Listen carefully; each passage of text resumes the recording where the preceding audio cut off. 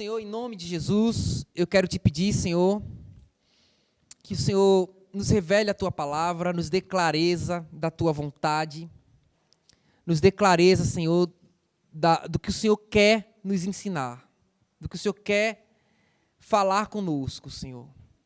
Eu sei que a gente tem muito a crescer, a gente tem muito ainda a progredir, a gente tem tanta coisa, Senhor, para ajustar em nossas vidas, ó Pai, especialmente na nossa comunhão contigo, com a comunhão com a Tua palavra.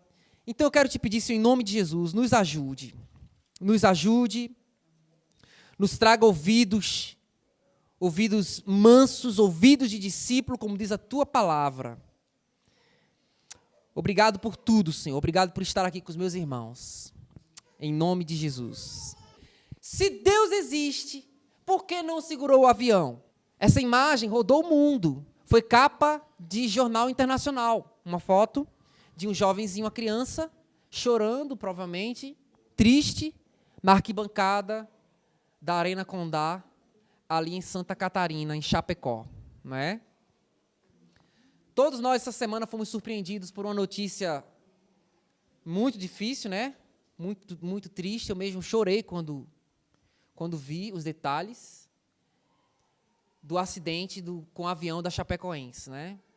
Que coisa triste. Ali estavam profissionais, ali estavam jogadores, estavam pessoas da imprensa, o pessoal da tripulação, pessoas que estavam no seu dia a dia normal, se esforçando para dar o melhor de si no seu trabalho, foram surpreendidos com um acidente que matou quase todos eles, não é? Eu olhei para uma cena que me deixou assim muito tocado, que foi a mãe do jogador Danilo. Não sei se vocês viram essa cena. A mãe do jogador Danilo consolando um repórter, ele procurando saber o estado dela, como é que ela se encontrava, e ela se volta para ele e diz assim: mas me fale, e você, como você está? Porque eu sei que você perdeu amigos nesse voo. Ela se volta para ele e ela, que está precisando de consolo, resolve consolar.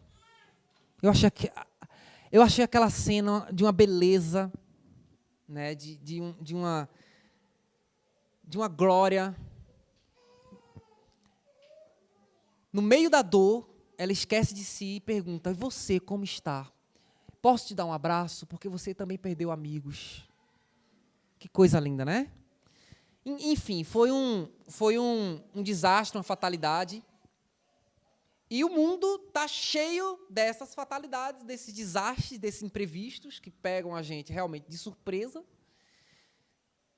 E a qualquer momento pode acontecer imprevistos, desastres, coisas que mexem com a gente. Alguns aqui já viveram isso, só quem viveu pode dizer a dor que é perder um parente de maneira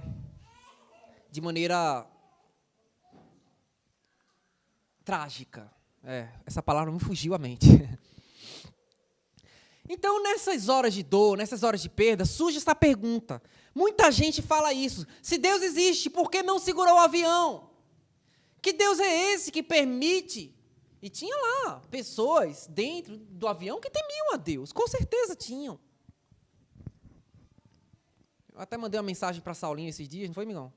Olha, Saulinho, alguns jogadores de futebol gostavam das mesmas músicas que a gente gosta, que a gente escuta quando vai orar, bota de fundo, assim, e os caras compartilhavam as mesmas músicas que a gente escutava, assim, em oração.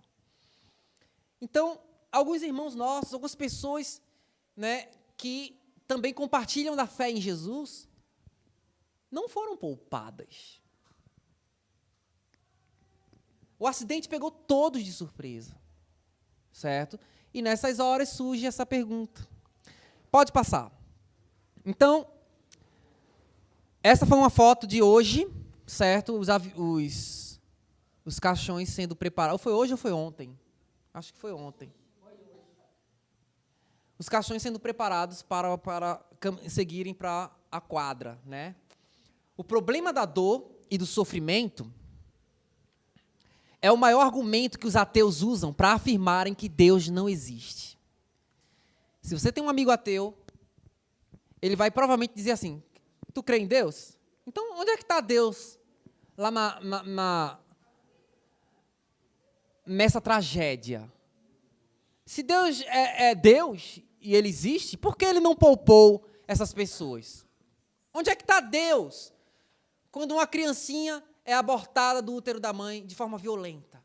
Onde está Deus quando tantos morrem de forma cruel na África, na Nigéria, em países ali, onde o Boko Haram, por exemplo, ou o Estado Islâmico, vai assassinando, eu vi um vídeo uma vez que me deixou chocado, eles entram dentro dos vilarejos, das regiões mais simples, com metralhadoras em cima de caminhonetes, e saem assassinando aquelas senhoras de idade, aquelas crianças, aquelas mães.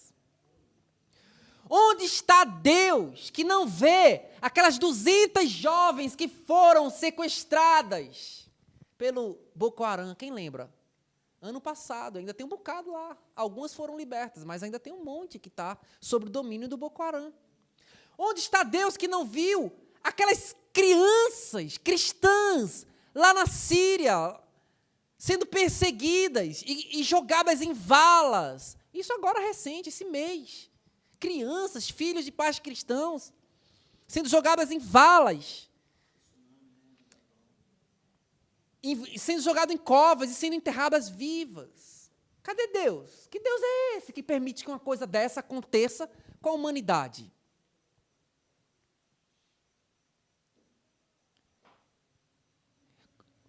E estamos aqui, nós adorando, mas se fosse com cada um de nós, provavelmente perguntaríamos. Ô Saulinho, Oi, o que Fábio. aconteceu com meu pai? Né, que você falou que Flavinha falou o que para você, né? Naquela cena. Né? Olha, gente, aquela cena do pai de Fabiana, eu costumo dizer que foi o dia mais triste da minha vida, em que eu saí e fui procurar a Fabiana no dia que ela soube da morte do pai dela, né? E Flavinha, em meio às muitas lágrimas, chega para mim: Saulinho, cadê Deus? Né? E eu ouvindo aquilo ali, cara, meu mundo desabou. Eu confesso a vocês que Deus... Aí, ou você acha que esse tipo de pensamento não veio na minha mente? Onde é que o Senhor está, Deus? Onde é que o Senhor está no sofrimento da gente? Que o Senhor se silencia, o Senhor desaparece. A gente olha para um canto, não vê o Senhor. Olha para o outro, não vê o Senhor. Cadê o Senhor? Onde está Deus? Essa imagem também é chocante, né? Olha só. Será que é certo? Vou fazer uma pergunta para vocês. Será que é certo, meus irmãos, questionarmos onde está Deus quando tragédias acontecem? Será que isso é falta de fé? Vocês acham que é certo a gente questionar onde é que está Deus? O que é que vocês me dizem? Hã? É errado?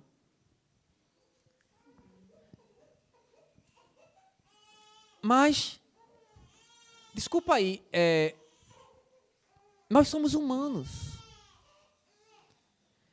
E em momentos de extrema crise, eu acho quase... olha, é difícil uma pessoa ficar... Jó era um homem de muita fé. Jó era um homem temente a Deus.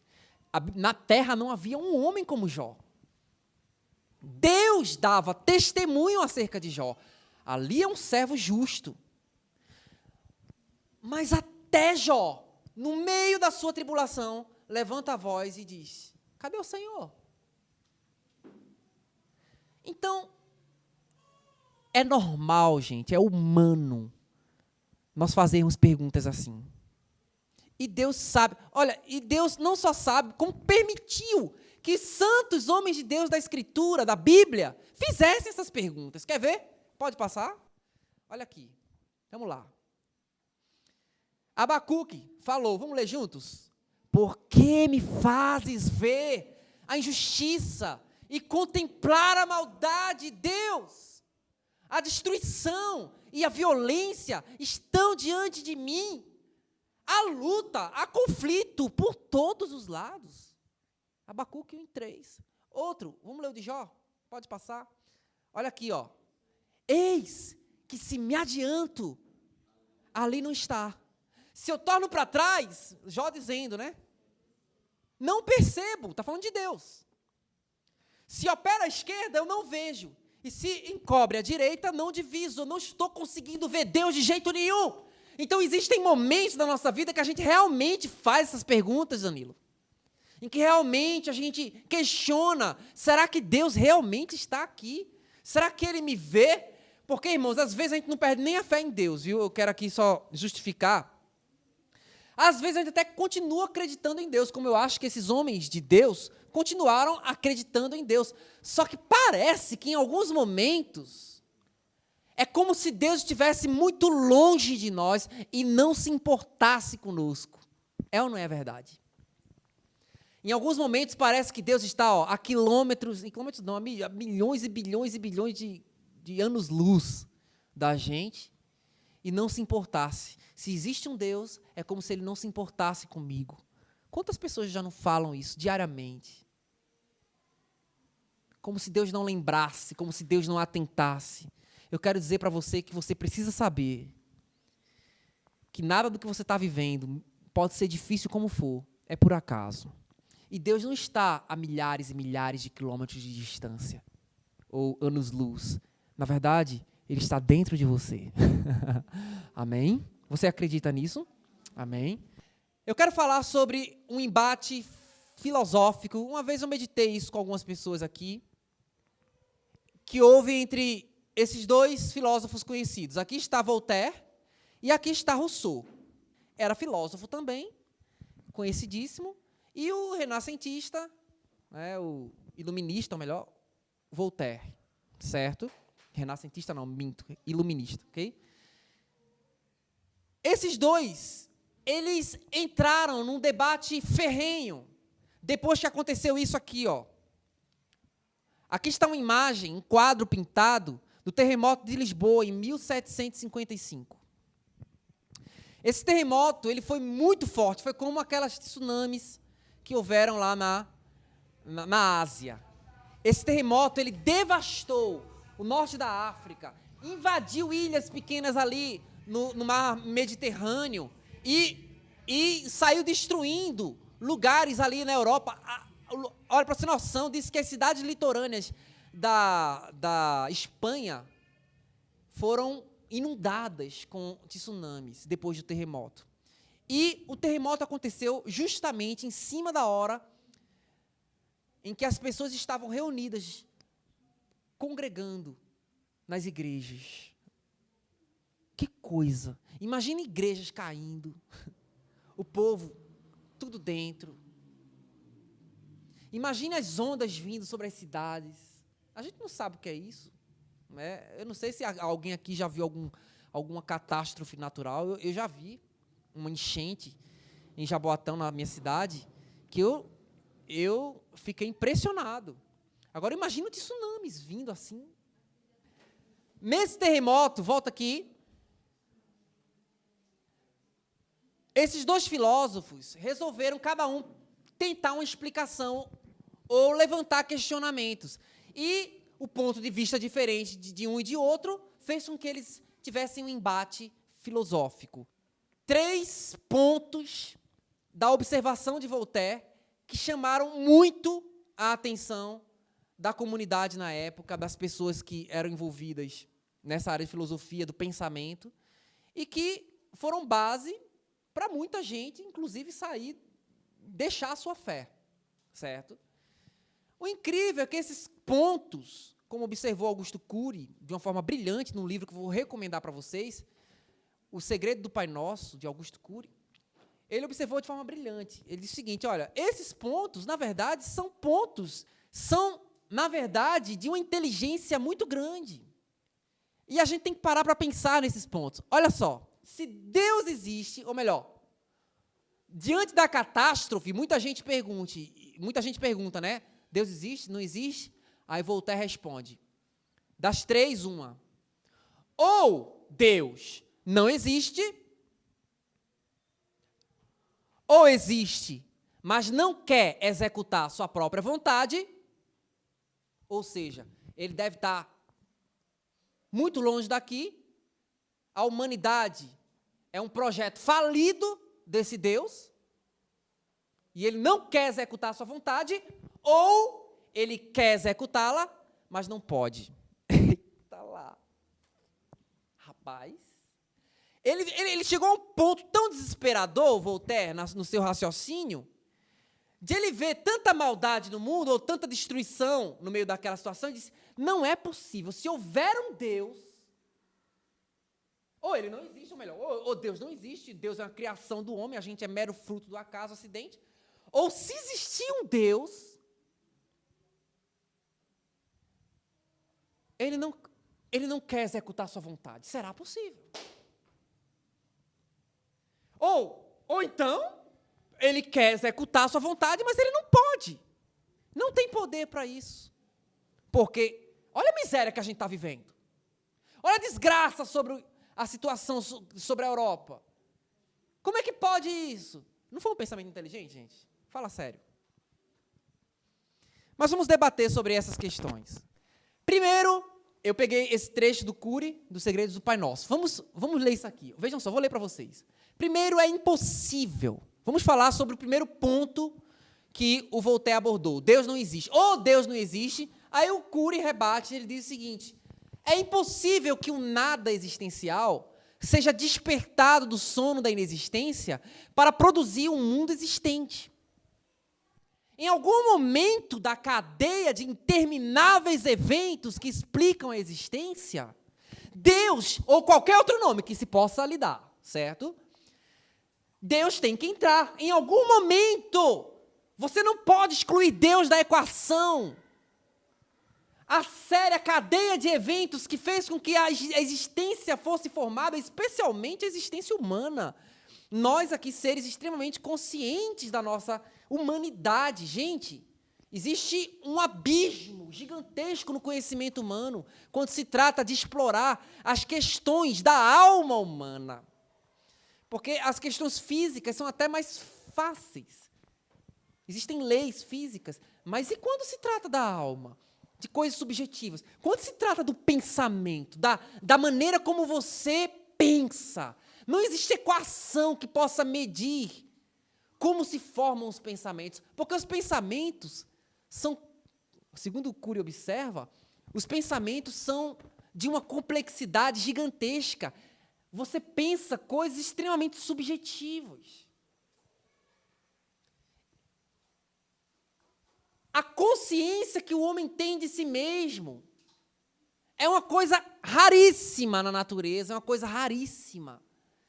Eu não sei se existe outra terra, outro lugar onde possa haver isso, mas, é um milagre nós estarmos aqui conversando acerca de Deus. Não é assim um acidente. O Cury fala, em algum momento, ou melhor, só a existência pode construir, gerar e conceber a existência. Nada vem do nada. Entenda. Nada vem do nada. Algo tem que criar algo. Eu estou aqui, eu gosto de pintar quadros. Eu imagino um quadro na minha mente, imagino um lindo navio. Aí vou lá e pinto um lindo navio. E faço um quadro. Então, nada vem do nada. Se tudo foi criado, tudo veio de alguma coisa. Ou de alguém. Antes de tudo. Eu não sei se vocês estão entendendo o que eu estou querendo dizer. Essa hipótese de dizer que Deus não existe está fora de cogitação. Nós não somos frutos do acaso. Nós fomos planejados por alguém extremamente soberano e grandioso. Quem crê, diga amém. Aleluia. Nós não somos um acidente na natureza, irmãos. Nós não somos Tem uma frase do Albert Einstein muito interessante. Ele disse assim, lembre-se que Albert Einstein, no início, ele era extremamente ateu. No final, já nem tanto. Já não ousava mais falar algumas coisas que falava no início.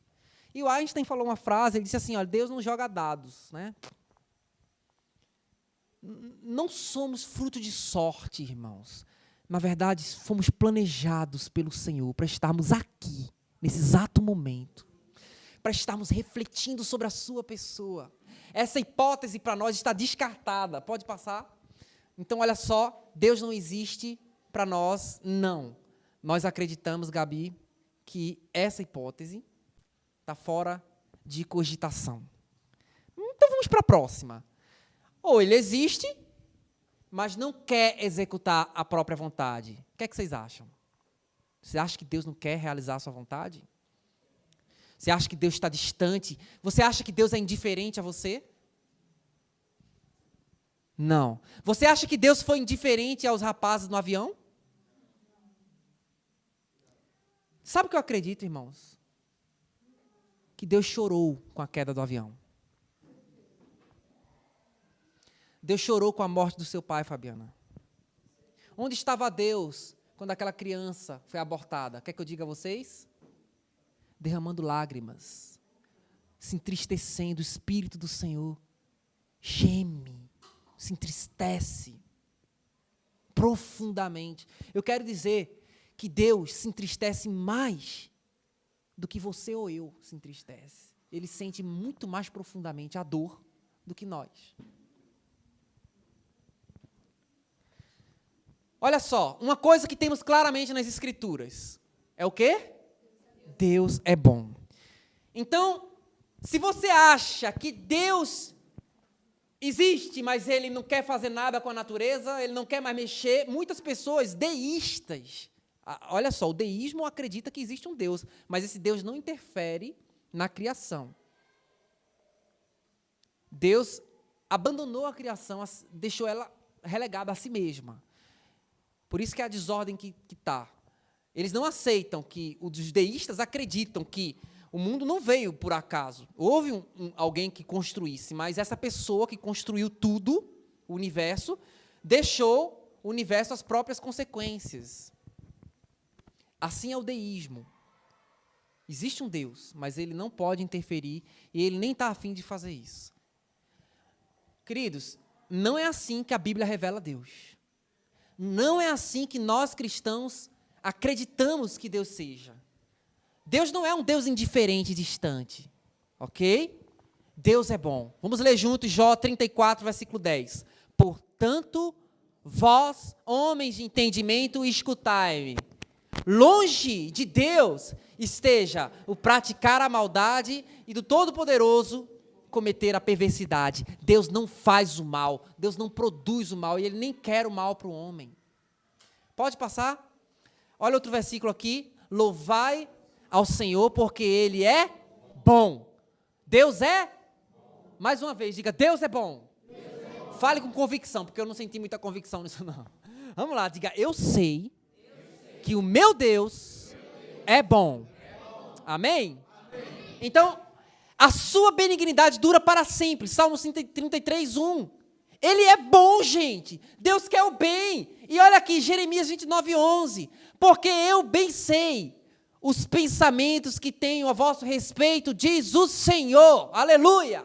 Pensamentos de paz e não de mal, para vos dar o fim que esperais. Jeremias 29, 11. Deus está extremamente interessado em nos encher de bênçãos, irmãos. Deus quer o seu bem. Ele não é um Deus longe, indiferente a você, que não liga para você, que não se importa com você. Tem um versículo que diz, se o teu pai e tua mãe te abandonarem, o Senhor te acolherá. Tem um outro versículo que diz, pode uma mãe se esquecer do seu filho, que ainda mama? Se ela se esquecer, todavia, eu não me esquecerei de ti, diz o Senhor. Aleluia. Amém, meus irmãos? Pode passar? Olha esse versículo, Jesus falando. Quanto custam 5 pardais? Pouco dinheiro, não é isso? 5 pardaizinhos, que é isso? Nada. Jesus falando. Mesmo assim, Deus não esquece nenhum pardalzinho. Esse é o Deus ensinado por Jesus. Esse é o Deus que Jesus revelou. Um Deus que se interessa por nós, meu irmão. E Jesus ainda falou o seguinte, olha, Ele tem os cabelos da vossa cabeça todos contados. Não temam nunca, pois vocês valem muito mais para Deus do que um bando de pardais. Sabe? 1, 2, 3. Rapaz, ele se dá ao trabalho, Deus se dá ao trabalho de contar quantos cabelos Edmilson tem, meus irmãos. Sabe uma coisa que me impressiona em Deus?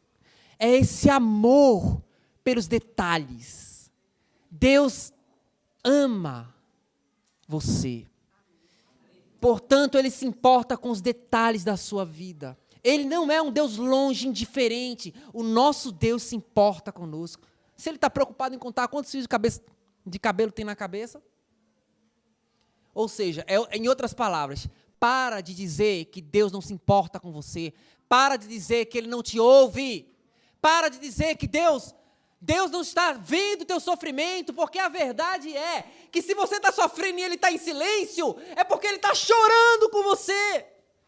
Ele conta os teus cabelos, Ele sabe tudo sobre você. Ele fica esperando, eu fico lembrando de uma música que Deus me deu, né, Anoiteceu, e nessa canção tem uma frase que diz assim, Deus falou comigo num momento de oração, eu estava ansioso por aquele momento, e Deus falou, não, meu filho, não é você não, sou eu quem fico esperando por momentos assim, quando teu coração fica buscando a mim, eu e você e eu, nós dois aqui, eu te amo. É Deus quem se interessa por você, Deus quem quer você.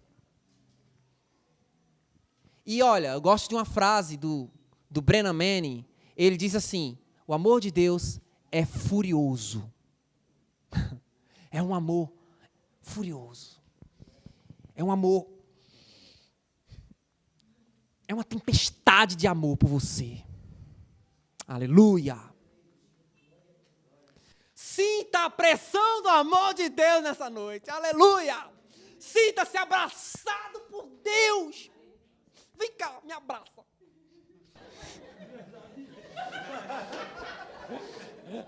Isso.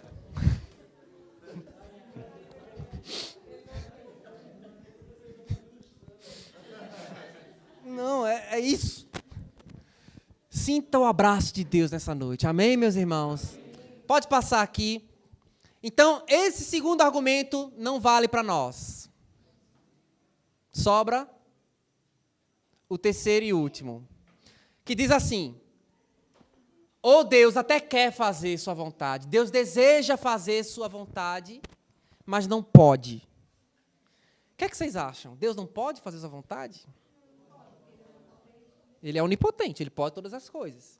Eu falei a semana passada aqui, de uma outra canção que eu fiz, que eu só lembro do final dela, que diz assim, vejo que se eu fosse... Desculpa, vou cantar de novo. Vejo que se eu fosse atendido em todas as petições, se eu tivesse tudo e todos no meu tempo, eu não saberia amar como Jesus, eu não seria um filho sábio, mas um egocêntrico mimado. Se a gente fosse atendido em tudo, seríamos mimados. Deus não está afim de mimar você, Ele está afim de fazer você crescer. Amém? Eu falei semana passada para vocês que quando Deus não fizer algo por você, é porque Ele está fazendo algo em você. Repita comigo. Quando Deus não faz algo por mim, é porque Ele está fazendo em mim. Às vezes a gente quer que Deus responda as nossas orações. A gente quer que Deus faça tudo por nós. E às vezes Ele não faz. As coisas parecem só dão errado. É porque Ele quer trabalhar primeiro dentro de nós. Ele quer trabalhar o nosso coração. Aleluia. Amém, meus irmãos? Vamos lá. Fatos a considerar. Estou terminando, ok? De uma forma mais ampla. Eu quero que vocês agora viajem comigo para a visão de Deus. É claro que é impossível a gente fazer isso, mas vamos, na nossa imaginação, tentar pelo menos entender de forma muito débil, mas pelo menos se esforçar para pensar nesse assunto. Vamos ampliar nossa visão um pouco, vamos enxergar de uma maneira um pouco mais distante, se afasta um pouquinho do problema, veja o todo, certo? Nós estamos no quadrante do tempo. Deus não. Ele vê o todo, ele vê a eternidade. Deus não está aprisionado ao tempo. Foi ele quem criou o tempo. Mas nós estamos dentro do tempo, nós estamos aprisionados a esse quadrante do tempo. Não estamos ainda no quadrante da eternidade. Quem está na eternidade, não tem tempo para quem está na eternidade. Para quem está na eternidade, tudo está patente assim aos seus olhos, tudo está claro.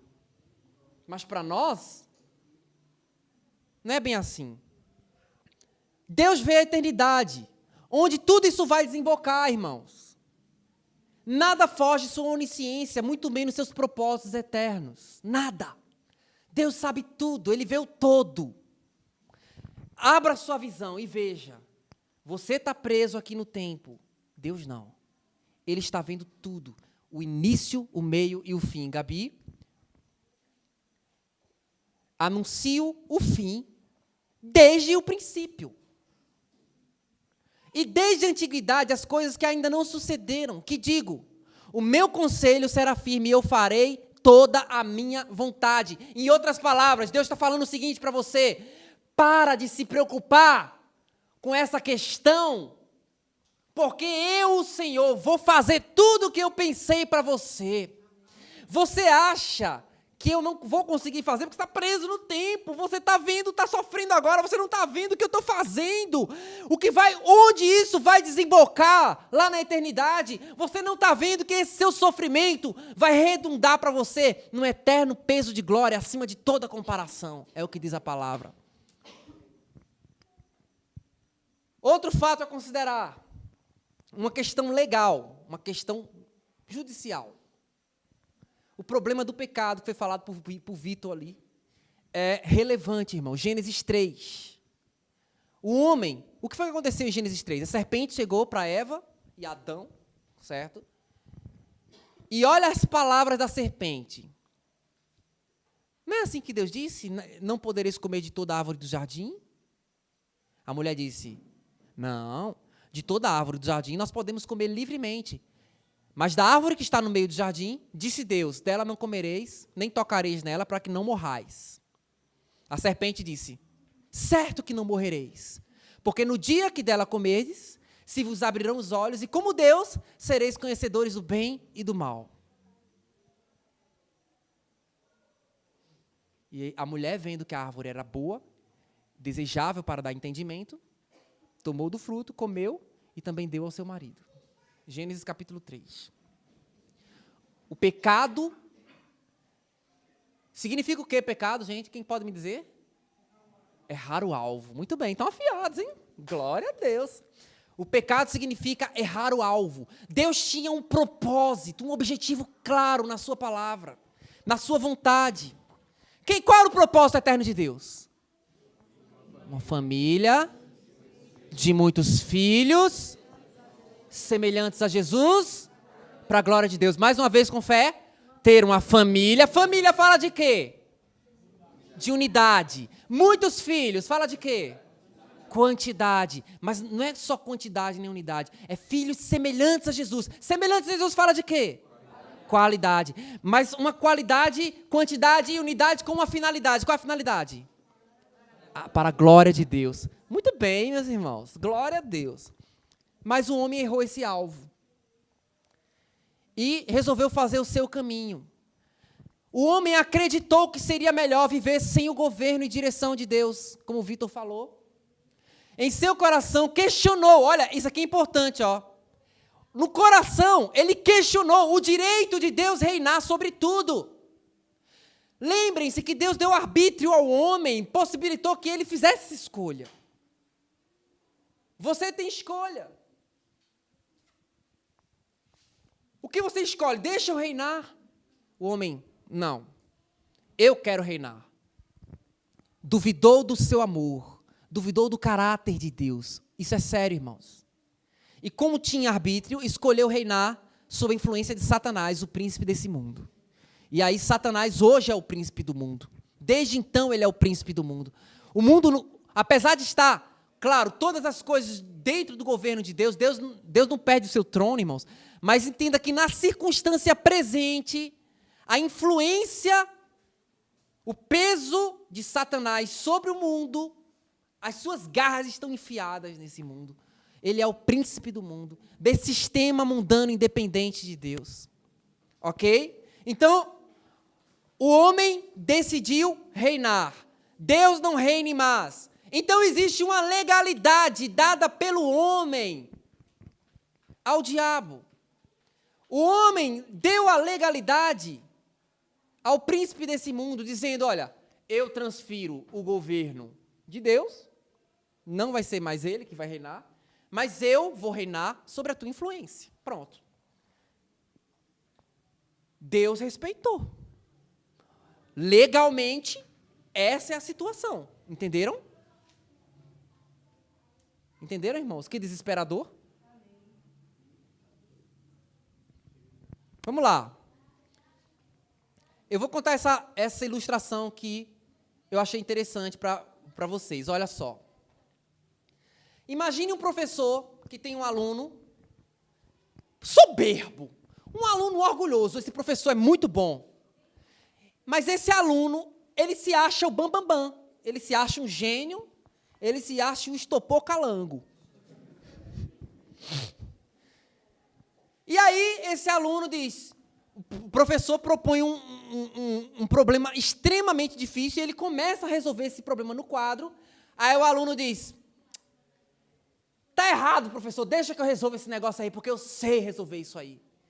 E pega o professor diante da sala todinha. Você sabe resolver isso aqui? É isso que você quer? Eu não preciso do senhor, não. Eu sei resolver isso aí. E pega e vai querer resolver essa equação sozinho. O soberbo aluno se acha mais experiente do que o seu professor. E vai para o quadro. E começa a resolver. Mas na metade do problema, o problema vai demorando para se resolver, ele não consegue resolver. Agora, por que o professor permitiu que o aluno fosse lá para o quadro tentar resolver? Para que outros vissem. Para que outros entendessem e fossem mais humildes. Irmãos, se algo está dando errado no mundo aí, é para que você entenda e seja mais humilde. Deus tem o quê? Como assim? Deus está trabalhando no mundo, mesmo nas suas adversidades, mesmo com as pessoas difíceis no mundo, para que esse mundo revele, gere, mostre quem são os verdadeiros filhos de Deus. Amém? Pode passar, vamos terminar com alguns textos. Ele não está a adiar a promessa do seu regresso, ainda que para alguns assim pareça, mas é paciente convosco, não querendo... Olha, gente, Deus não quis que o avião caísse, não querendo que ninguém se perca, mas que todos venham a se arrepender. Essa é a vontade de Deus. Mas a legalidade desse mundo, o mundo jaz no maligno, irmãos.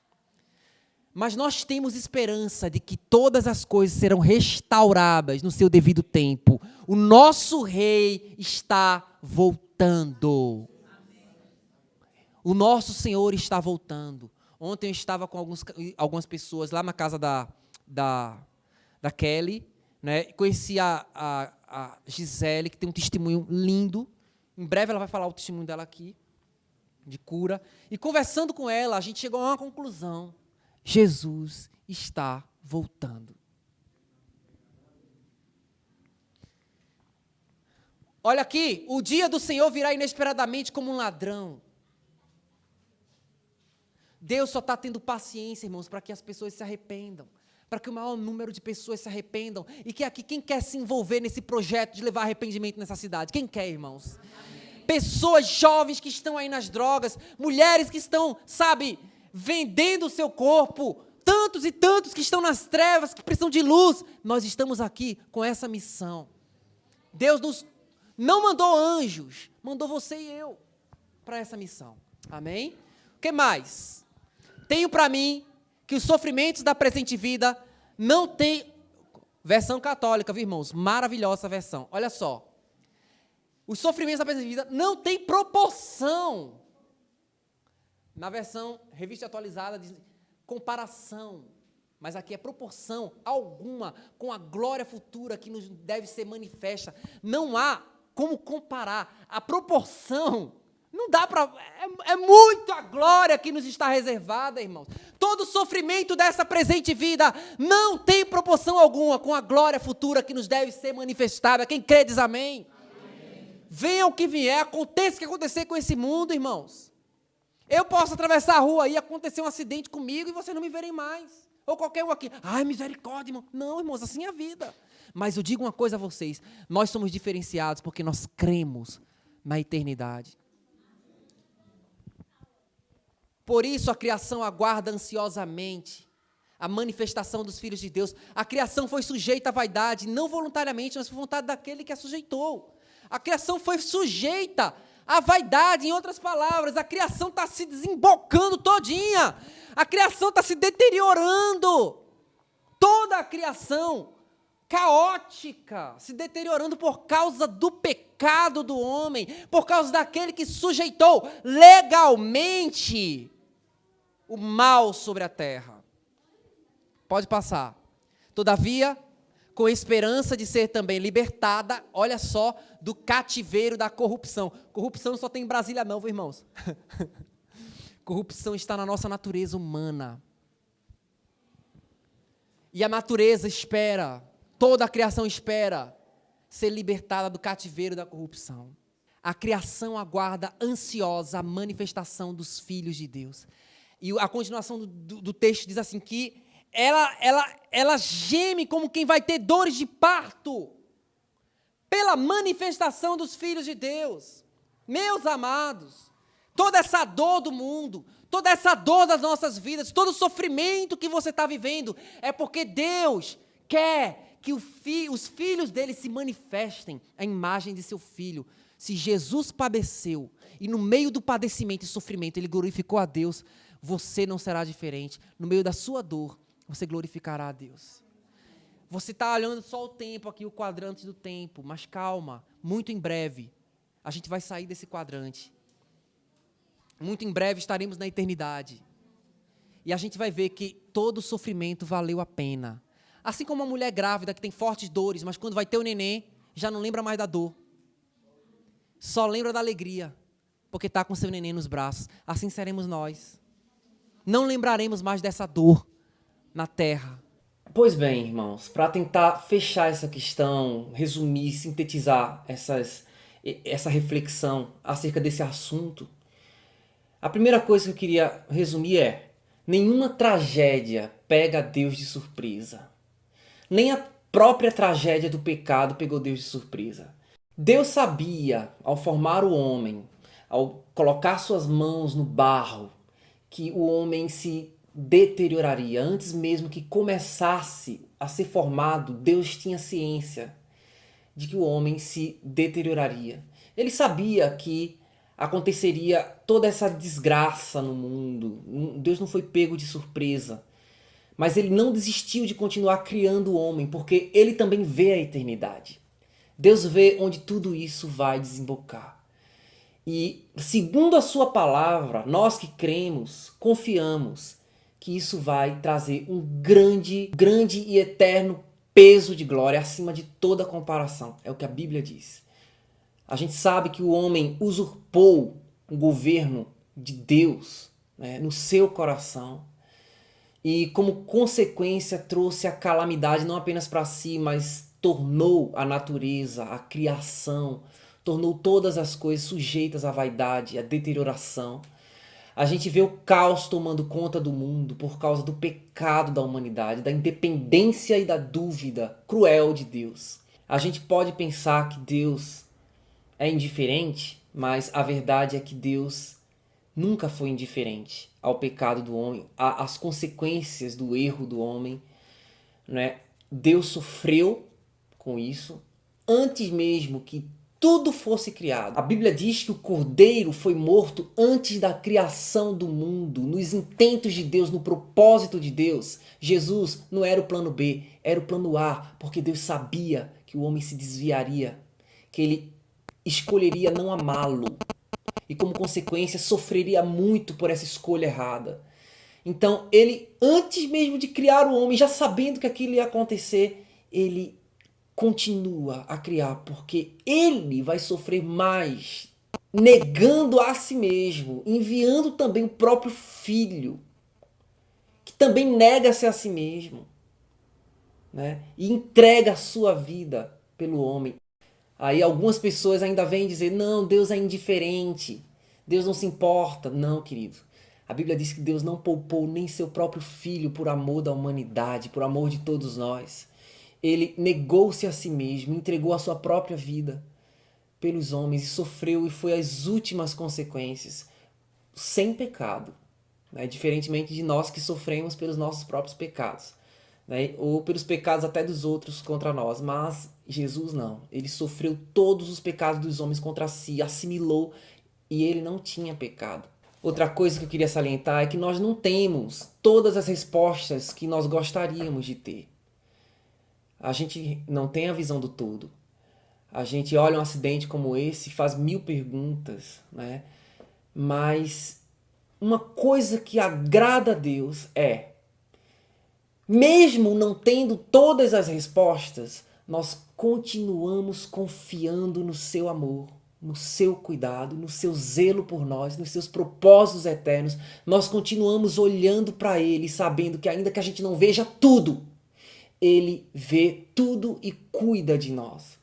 Ainda que a gente não tenha todas as respostas, ainda que a gente sofra demasiadamente no tempo presente e pense que isso vai nos consumir, ainda que a gente sofra a perda, a morte, a tribulação, nós mantemos essa confiança viva em Deus. Eu quero dizer a vocês, isso para Deus tem um valor enorme, um valor gigantesco.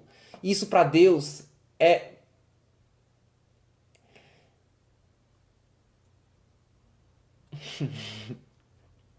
isso é glória, isso glorifica o nome do Senhor. Uma confiança total em Deus. Se tem uma história que me chama a atenção, que fala bastante ao meu coração, é a história de Jó. Um dos homens que mais sofreram na Bíblia. E você vai lendo a história de Jó e vai vendo que antes mesmo que ele sofresse, houve algo no plano espiritual que chama a atenção. Primeiro que Deus chama o diabo e diz, você viu meu servo Jó na terra, como ele é íntegro, como ele é reto? E o diabo diz, mas também o Senhor abençoou ele com tudo?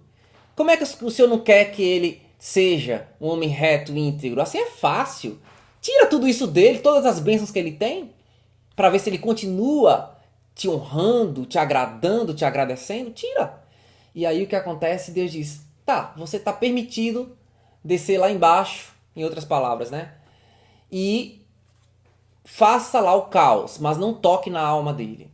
E aí o diabo vem e começa a causar um transtorno na vida de Jó. E você começa a ver no plano físico, você começa a ver a bagunça que aconteceu na vida dele, você começa a ver ele perder os filhos que tinha, todos os filhos morreram num acidente terrível, e depois ele ainda perde os rebanhos, perde os empregados, perde a renda, perde a própria saúde, perde o contato social, vai para longe da cidade porque ele agora é um leproso.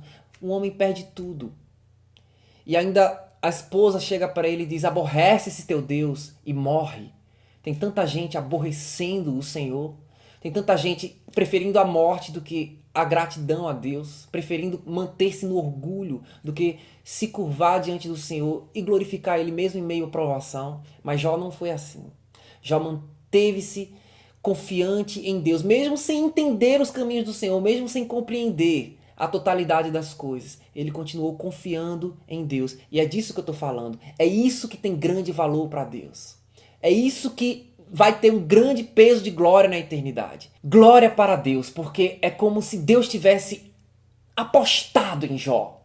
entendeu? É como se ele tivesse acreditando em Jó. E diante de Satanás, ele diz, vá, você está permitido ir. A gente pode, às vezes, não entender situações na nossa vida difíceis que nos sobrevêm, mas em um plano espiritual é como se Deus estivesse dizendo para todas as hostes infernais, vocês estão fazendo a bagunça, né? Mas eu continuo acreditando. Deus continua acreditando nos seus filhos e filhas. Não por causa de nós, mas por causa da obra da cruz. Por causa daquilo que Ele fez em Cristo Jesus por nós. Deus aposta em Jesus Cristo. Deus aposta no que Cristo fez. E Deus, por causa disso, continua acreditando em nós. Aleluia. E outra coisa, a gente olha a situação de dor, de caos, de angústia, de tristeza, mas eu quero te dizer que Deus opera em meio ao caos, em meio à dificuldade, em meio à perda, em meio ao sofrimento. Nessa situação mesmo do avião, né, da perda da Chapecoense, quantas famílias enlutadas, quanta situação difícil, mas até no meio disso, você vê a mão de Deus, você vê pessoas sendo despertadas para o amor, sabe, eu vi cidades inteiras se comovendo, a gente viu as cidades enlutadas, a gente viu 2 países se amando mais, se honrando mais, né? Colômbia e Brasil. A gente conseguiu ver uma mãe que chega para um repórter, ela está sofrendo a perda e a dor do seu filho, mas chega para um repórter e tem tempo também de consolá-lo, de trazer esperança àquele coração. Gente, tudo isso é Deus trabalhando em meio ao caos. O homem escolheu o caos no pecado, mas em meio a todo esse caos, Deus continua trabalhando e levantando e mostrando seus filhos e revelando a sua glória. Deus não perde o controle. Haverá um tempo em que estaremos livres do pecado e livres das consequências do pecado. É o que a Bíblia diz. Livres das consequências desse caos generalizado no mundo. Né? E nossos próprios corpos serão transformados à imagem do corpo incorruptível de Cristo. Mas daqui até lá, se tem algo que tem valor para Deus, é a nossa confiança incondicional nele. Né? E em meio a todo deserto e dificuldade, em meio a todo sofrimento, Ele está trabalhando. Vou repetir o que eu falei durante a mensagem. Se Ele não responde às nossas orações, né, entre aspas, se a gente acha que algumas das nossas orações não estão sendo respondidas, se a gente olha ao redor e parece que Deus não está fazendo algo por nós, eu quero dizer a você, Ele está fazendo algo em nós, dentro de nós, nos ensinando a sermos mais humildes, mais amorosos, mais pacientes, mais como Jesus, mais graciosos, mais gratos, né? Uma gratidão que glorifica o nome dele, porque em tudo damos graças, em todas as circunstâncias, continuamos acreditando. Isso opera maravilhosamente em nós o caráter de Cristo. Isso faz de nós mais semelhantes a Jesus. Isso tem grande valor para Deus. Em meio a toda essa crise, em toda dificuldade, Ele é glorificado. Eu queria que vocês ficassem em pé, a gente vai orar por essas pessoas que nesse momento estão sofrendo. Orar pelos que estão agora, nesse momento, lá naquele velório. Eu não sei se já enterraram as pessoas. Alguém sabe dizer? Ainda não, né? Amanhã é. Vamos orar por aquelas mães, por aquelas esposas, aqueles filhos, né, que estão, nesse momento, sofrendo a perda. Oh, meu Deus. Vamos orar. Senhor, nós pedimos ao Senhor que o Senhor console aquelas mães, aquelas esposas, aqueles filhos e filhas, aqueles amigos que perderam, Senhor. Essas pessoas que estão ali agora, Senhor, naqueles caixões. Console, Senhor, com o teu Espírito Consolador, Espírito Santo poderoso, Senhor de toda a consolação e misericórdia. Consola, Senhor, consola essas famílias. Nós estamos aqui, Senhor, crendo na eternidade. E, meu Deus, ajude-nos também, Senhor, a entender que nada foge do teu controle, Senhor. Nos ajude a entender que, mesmo que os nossos céus estejam cinza, com nuvens escuras, o sol não deixou de brilhar acima dessas nuvens. Tu continua reinando, tu continua no trono, tu és um Senhor sobre todos, tu és o Senhor sobre a morte, nas tuas mãos está toda a morte, toda a vida, tudo, Senhor. Tu és um Deus que dá e tira, tu és um Deus que abençoa, tu és um Deus, Senhor, que faz e refaz e desfaz, tudo segundo a tua vontade, como a gente cantou. Se Deus fizer, Ele é Deus, se não fizer, também é Deus, não deixa de ser Deus. Senhor, nos ensine a te glorificar, em meio às lutas, em meio às tribulações, em meio às dificuldades, nos ensine a dar glória a Ti, Senhor, porque assim é do Teu agrado, que a gente no meio da tribulação, Senhor, no meio da luta, a gente aprenda a glorificar a Ti, Senhor. Eu queria convidar aqui na frente quem está em momento de sofrimento, para a gente orar por esses irmãos, quem está sofrendo alguma coisa, quem está vivendo algum período, uma fase de dor. Tem alguém aqui entre nós? Ou todo mundo está bem? Vem cá, Lu. Queria chamar aqui alguém para abraçar a Lu. Vem, Ju. Quem é que vem mais? Quem está vivendo um momento de crise, de profunda dor, de sofrimento, de luta? Tu também? Saulinho, um abraço aqui, Saulinho. Quem mais está precisando de oração? Tem mais alguém, irmãos? Vem cá, abraça Vitor, Fábio.